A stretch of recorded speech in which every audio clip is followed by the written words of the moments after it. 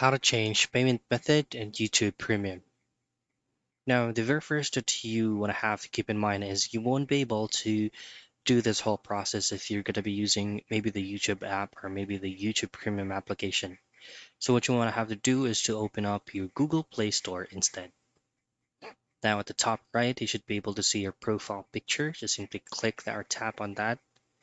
And then in here, go into payments and subscriptions.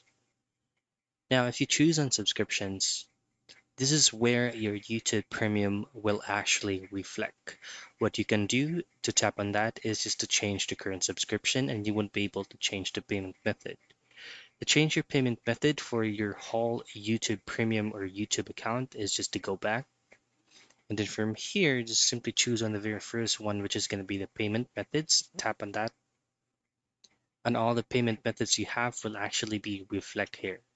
If you scroll down, you can actually add a payment method to your Google account that will actually affect your YouTube Premium as well.